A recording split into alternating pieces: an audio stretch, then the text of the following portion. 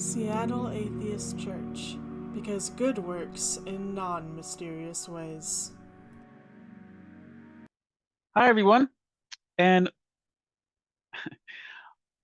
on an episode of her show in 2013, Oprah Winfrey was interviewing Diana Nyad, an American author, journalist, motivational speaker, endurance swimmer, and atheist. Nyad said, I can stand at the beach's edge with the most devout Christian, Jew, Buddhist, go on down the line, and weep with the beauty of this universe and be moved by all of humanity, all the billions of people who have lived before us, who have loved and hurt and suffered. To which Oprah replied, well, I don't call you an atheist then. I think if you believe in the awe and the wonder and the mystery, then that is what God is. That is what God is. God is not the bearded guy in the sky. Oprah was suggesting that anyone who experiences awe and wonder must not really be an atheist. But we know better. Some of our best writers have inspired feelings of awe within us, just by describing the natural world as it really is. Learning more about the reality of the world around us in all of its wondrous complexity often prompts us to marvel at its splendor. Let's indulge in a few such secular scientific selections. I'd like to share with you today two scientific creation myths, a selection from Carl Sagan's Cosmos and a selection from Richard Dawkins' The Selfish Gene. You could even think of them as Genesis 1 and Genesis 2, but with two important differences. They're based in reality, and they don't contradict each other.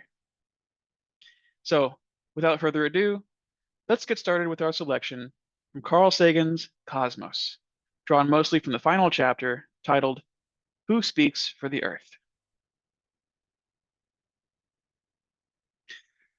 The cosmos was discovered only yesterday. For a million years, it was clear to everyone that there were no other places than the Earth. Then, in the last tenth of a percent of the lifetime of our species, in the instant between Aristarchus and ourselves, we reluctantly noticed that we are not the center and purpose of the universe, but rather lived on a tiny and fragile world, lost in immensity and eternity, drifting in a great cosmic ocean, dotted here and there with 100 billion galaxies and a billion trillion stars. We have bravely tested the waters and found the ocean to our liking, resonant with our nature. Something in us recognizes the cosmos as home. We are made of stellar ash. Our origin and evolution have been tied to distant cosmic events. The exploration of the cosmos is a voyage of self-discovery. Near the site of the Library of Alexandria, there is, today, a headless sphinx sculpted in the time of the pharaoh Horemheb in the 18th dynasty, a millennium before Alexander the Great.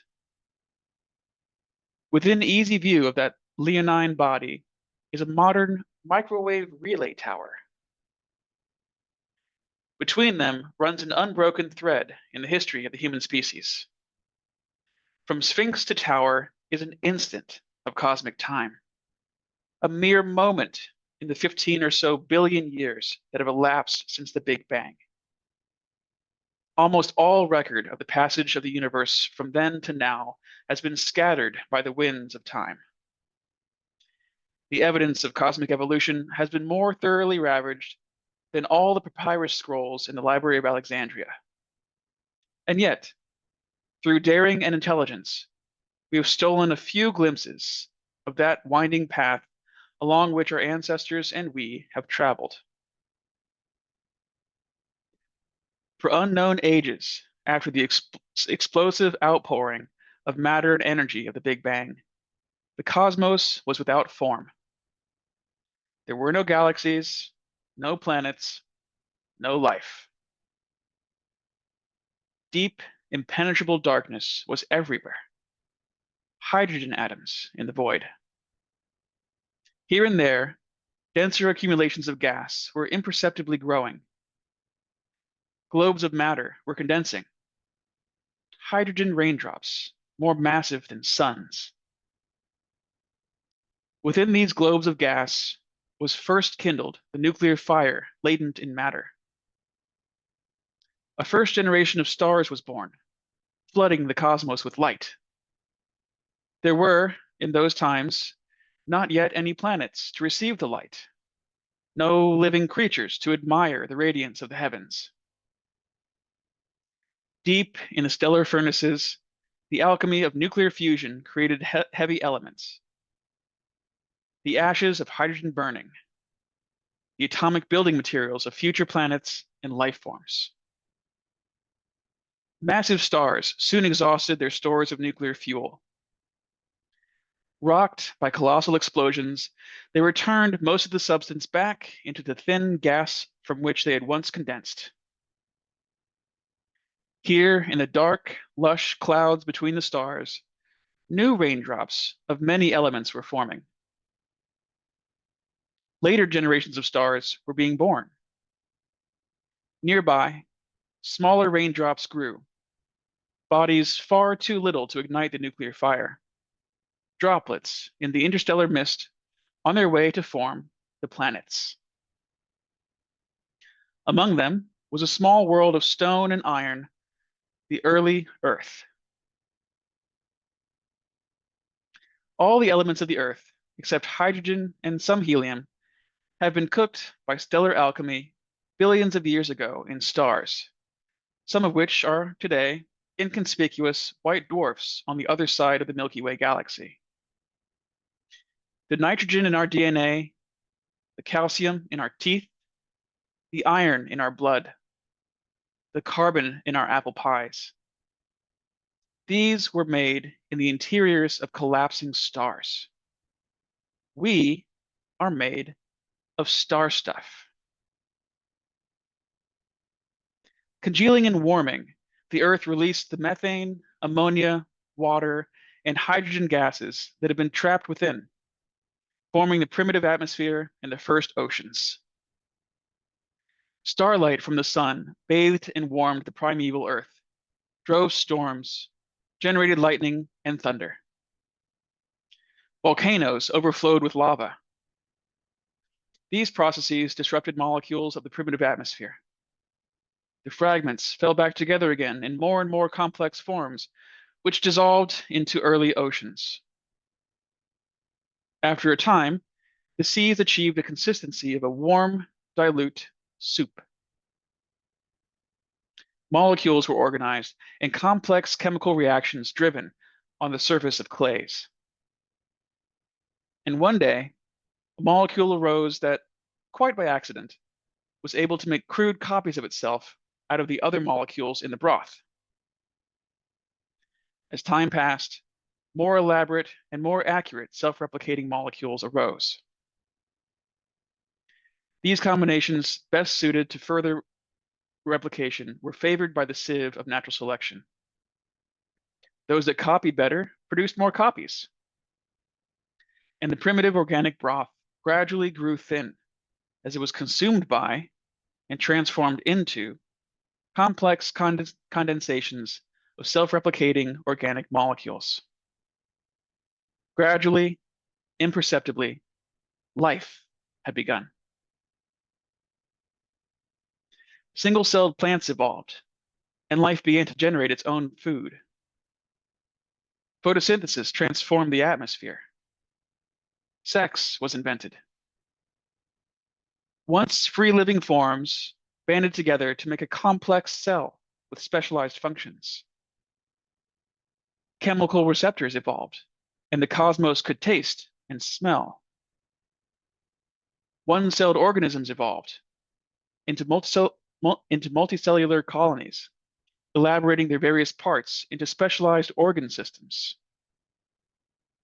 Eyes and ears evolved, and now the cosmos can see and hear. Plants and animals discovered that land could support life. organisms buzzed, crawled, scuttled, lumbered, glided, flapped, shimmied, climbed, and soared.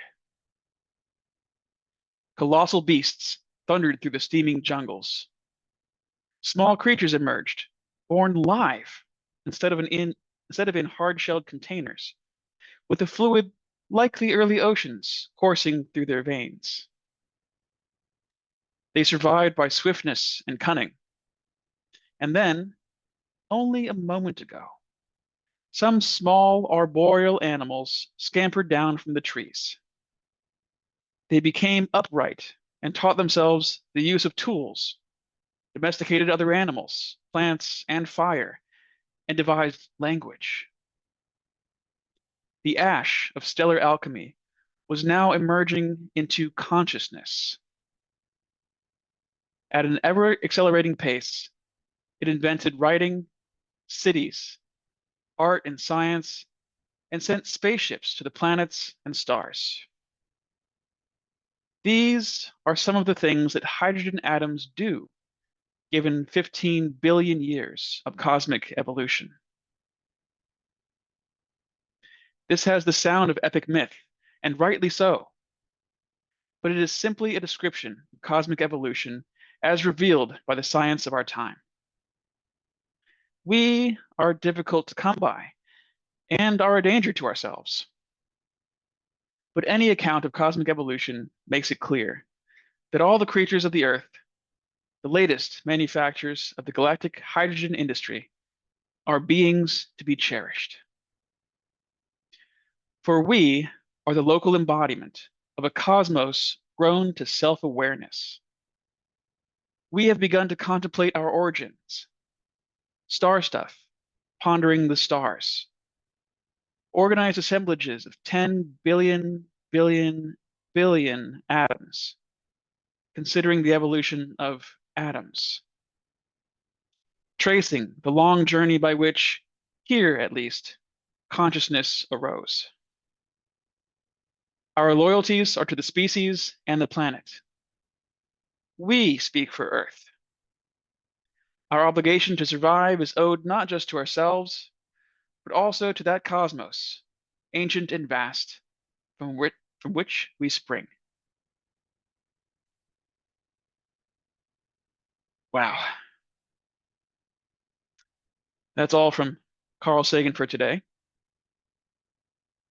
And now our second secular selection from Richard Dawkins' classic book, now in its 40th anniversary edition, The Selfish Gene.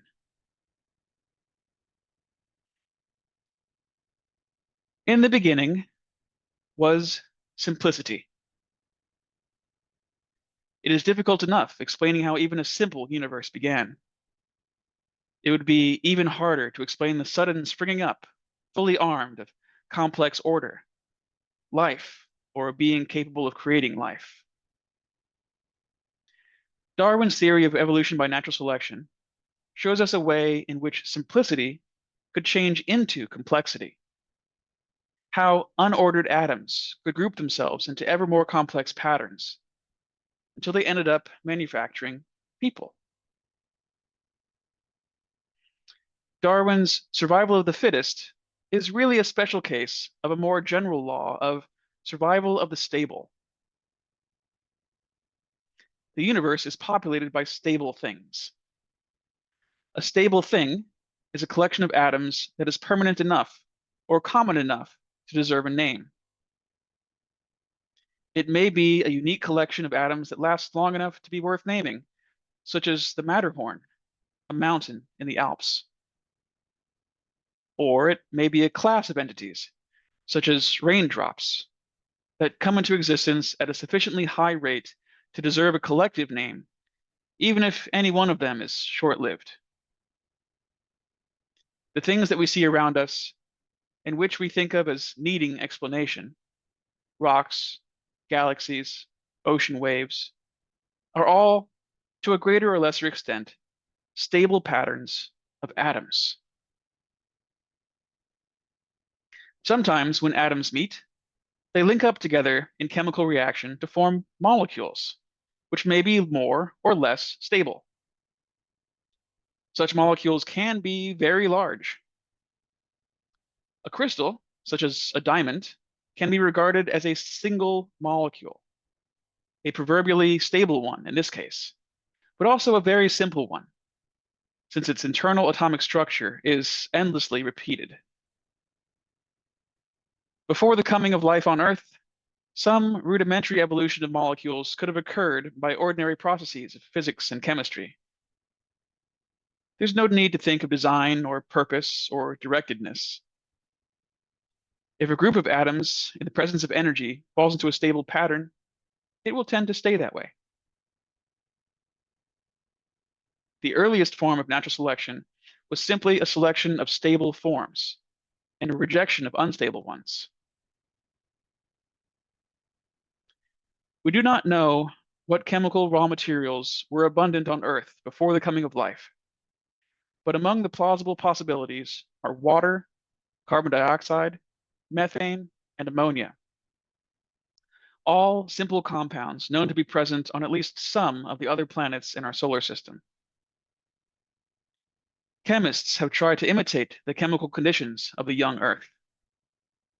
They have put these simple substances in a flask and supplied a source of energy such as ultraviolet light or electric sparks, artificial simulation of primordial lightning. After a few weeks of this, something interesting is usually found inside the flask. A weak brown soup containing a large number of molecules more complex than the ones originally put in. In particular, amino acids have been found, the building blocks of proteins. Processes analogous to these must have given rise to the primeval soup, which biologists and chemists believe constituted the seas some 3,000 to 4,000 million years ago. The organic substances became locally concentrated, perhaps in dying scum around the shores or in tiny suspended droplets. Under the further influence of energy, such as ultraviolet light from the sun, they combined into larger molecules.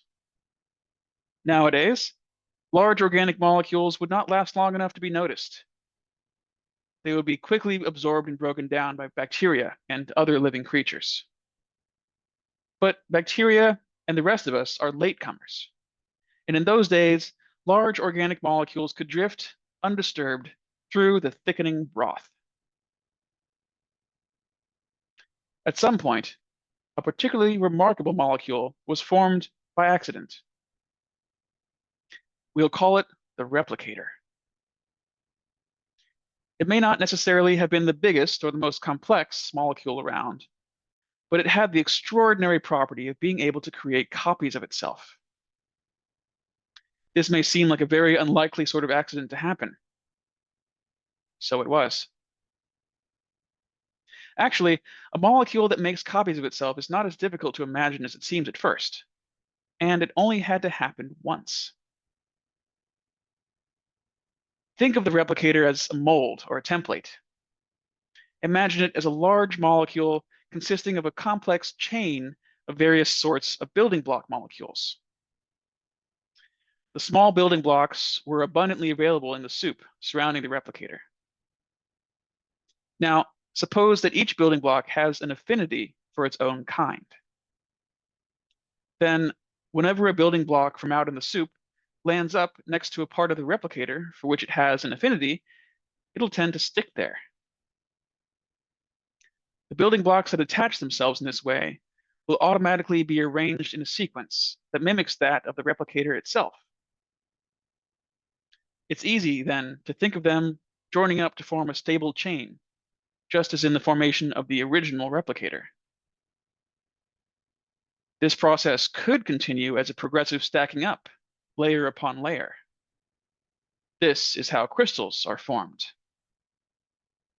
On the other hand, the two chains may split apart, in which case we have two replicators, each of which can go on to make further copies. Suddenly, a new kind of stability came into the world. Previously, it was probable that no particular kind of complex molecule was very abundant in the soup. because each was dependent on building blocks happening to fall by luck into a particular stable configuration. As soon as the replicator was born, it must have spread its copies rapidly throughout the seas until the smaller building block molecules became a scarce resource, and other, larger molecules were formed more and more rarely. The next important link, one that Darwin himself laid stress on, although he was talking about animals and plants and not molecules, is competition. In our picture of the replicator acting as a template or mold, we supposed it to be bathed in a soup rich in the small building block molecules necessary to make copies. But when the replicators became numerous, building blocks must have been used up at such a rate that they became a scarce and precious resource. Different varieties or strains of replicator must have competed for them. Less favored varieties must actually become less numerous because of competition, and ultimately, many of their lines must have gone extinct. There was a struggle for existence among replicator varieties. They did not know that they were struggling or worry about it. The struggle was conducted without any hard feelings, indeed, without feelings of any kind. But they were struggling in the sense that any miscopying that resulted in a new, higher level of stability or a new way of reducing the stability of rivals was automatically preserved and multiplied. The process of improvement was cumulative. Ways of increasing stability and of decreasing rival stability became more elaborate and more efficient.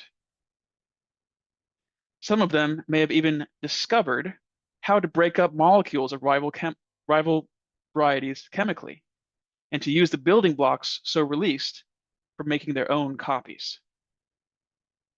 These proto-carnivores simultaneously obtained food and removed competing rivals.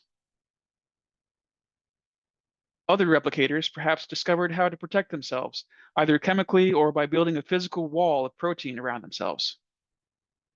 This may have been how the first living cells appeared. Replicators began not merely to exist, but to construct for themselves containers, vehicles for their continued existence. The replicators that survived, the ones that built survival machines for themselves to live in, these first survival machines probably consisted of nothing more than a protective coat. But making a living got steadily harder as new rivals arose, with better and more effective survival machines. Survival machines got bigger and more elaborate, and the process was progressive and cumulative. Was there to be any end to the gradual improvement in the techniques and artifices used by the replicators to ensure their own continuation in the world? There would be plenty of time for improvement. What weird engines of self-preservation would the millennia bring forth? 4,000 million years on, what was to be the fate of the ancient replicators? They did not die out, for they are past masters of the survival arts. But don't go looking for them and floating loose in the sea. They gave up that cavalier freedom long ago. Now they swarm in huge colonies, safe inside gigantic lumbering robots, sealed off from the outside world, communicating with it by tortuous indirect routes, manipulating it by remote control. They are in you and in me. They created us, body and mind, and their preservation is the ultimate rationale for our existence. They have come a long way, those replicators. Now they go by the name of genes, and we are their survival machines. We are all survival machines, but we does not mean just people. It embraces all animals, plants, bacteria, and viruses. Different sorts of survival machines appear very varied on the outside and in their internal organs. An octopus is nothing like a mouse, and both are quite different from an oak tree. Yet, in their fundamental chemistry, they are rather uniform, and in particular, the replicators that they bear, the genes, are basically the same kind of molecule in all of us, from bacteria to elephants. We are all survival machines for the same kind of replicator, molecules called DNA. But there are many different ways of making a living in the world, and the replicators have built a vast range of machines to exploit them. A monkey is a machine that preserves genes up trees. A fish is a machine that preserves genes in water. There's even a small worm that preserves genes in German beer mats. DNA works in mysterious ways. Survival machines began as passive receptacles for the genes, providing little more than walls to protect them from the chemical warfare of their rivals and the ravages of accidental molecular bombardment. In the early days, they fed on organic molecules freely available in the soup. This easy life came to an end when the organic food in the soup, which had been slowly built up under the energetic influence of centuries of sunlight, was all used up. A major branch of survival machines, now called plants, started to use sunlight directly, themselves, to build up complex molecules from simple ones, reenacting at much higher speed synthetic processes of the original soup. Another branch, now known as animals, discovered how to exploit the chemical labors of the plants, either by eating them or by eating other animals. Both main branches of survival machines evolved more and more ingenious tricks to increase their efficiency in their various ways of life, and new ways of life were continually being opened up.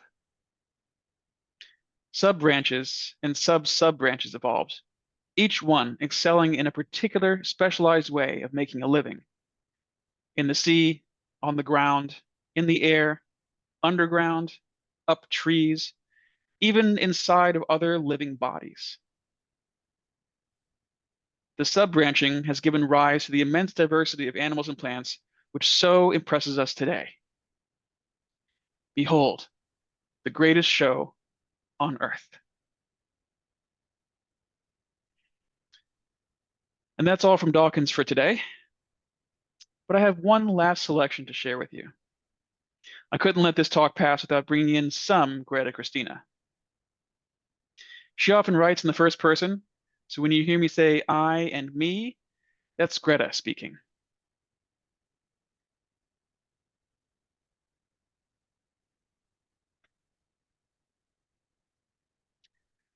One last atheist epiphany before we go. It was at the Edwardian ball. That's not Edwardian as in King Edward VII, but as in the artist Edward Gorey, known for his finely detailed, hilariously ghoulish depictions of Victoriana, Edwardiana, and Roaring Twenties flapperdom. The Edwardian ball started years ago as a little nightclub gig by the self-described pagan lounge band Rosen Coven, and has mushroomed into a massive, magnificent, weekend-long event with live music, ballroom dancing, costumes, art, exhibitions, absinthe cocktails, trapeze performances, weird taxidermy displays, and more. It's where the goth, steampunk, ballroom, and historical recreation scenes collide in a magnificent explosion. I, Greta, love it passionately. It happens every year, and we never miss it if we can help it. It's a near perfect example of what I think of as the atheist meaning of life. When you don't believe in God or an afterlife, when you don't think the meaning of your life is determined by a divine force, and when you understand that humanity is just a tiny, fragile, absurdly mortal fragment in the immensity of space and time, you have to seriously rethink the whole question of what life means. The meaning of life isn't pleasing God and going to heaven, or perfecting your soul for your next reincarnation, or working towards the enlightenment of the world soul. And humanity isn't a singularly beloved creation with a special destiny. We're just an unusually complex biochemical process on one small rock, whizzing around one nondescript star in one of billions of galaxies. And when that star goes out in a few billion years, that biochemical process is destined to go out with it, with no traces left, but a few bits of space junk floating in the emptiness. The Edwardian ball looks at all this and says, let's celebrate and let's connect. Let's spend hours putting together magnificent outfits so other people can look at them and go, ooh. Let's spend years learning and practicing and playing music so other people can dance and be happy. Let's spend years learning and practicing and performing trapeze work and acrobatics so other people can gaze in admiration. This is what we have to work with. The matter on this little planet, the energy from this average star, the tiny lifespan before each of us dies, the not much longer lifespan of the planet before humanity is boiled into space. What can we do with it? What are some of the strangest, funniest, most beautiful patterns that we can work this matter and energy into before we have to go? The Edwardian ball is one of my favorite examples of stone soup culture, of people who know that the party will be more fun if they bring their share of it.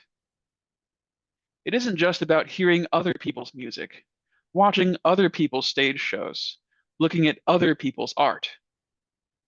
Everywhere I looked, people were dressed to the nines, in rigorously accurate historical costumes, in fanciful imaginings of fictional history, in elegant formal dress, in irreverent and hilarious reinterpretations of formal dress, in complicated technological marvels, in artfully lascivious displays of flesh, in elaborate configurations of black on black on black. And people were dancing, creating a delightful whirlpool of giddy, ridiculous glamour whizzing around the dance floor. The audience was as much of a part of the event as the performers. This event is not about sitting back passively and waiting to be entertained. It's about being part of the show. When I, Greta, am in a despondent mood, I sometimes get depressed about the closed circle of human endeavor. I'm not naturally a zen, in-the-moment person. I'm ambitious, forward-thinking, and I like to think of my effect on the world as possibly having some life beyond my reach and extending past my death. It sometimes makes me sad to remember that even if I mysteriously become the most famous and influential person in the history of the planet, it's still a closed circle, because life on Earth is a closed circle. And there's no God or world soul to carry my thoughts and experiences into eternity. Like Roy Batty says at the end of Blade Runner, all those moments we lost in time, like tears in rain. The Edwardian ball reminds me, so what? So what if you're spending hours on your outfit just to be seen and admired by a couple thousand other people whose outfits you're also admiring? So what if you're working to make life a skosh more joyful for people who'll be dead in a few decades anyway, and whose descendants will be boiled into the sun in a few billion years? Don't those people matter? Don't you matter? The odds against you being born at all were beyond astronomical. Beating your breast in despair because you're going to die is like winning $1 million in the lottery and complaining that it wasn't 100 trillion. You're here now. And these other people are here too. Experience your life and connect with theirs. even if it's just to spend a moment admiring each other's marvelous outfits. The frivolous bits of life are the universe knowing itself, experiencing itself, and taking joy in itself. They are the conscious bits of the universe connecting with each other. Through one person handing a cup of coffee across the counter, and another person smiling and saying, "Thank you." Through one person designing a hot pink dress, and another person wearing it and smiling at their reflection in a window. Through one person writing a silly song, and another person sharing it with their friend, and that friend humming it throughout their day. Through one person taking a video of their cat, and another person liking it on social media. Through one person making a donut, and another person biting into it and experiencing joy.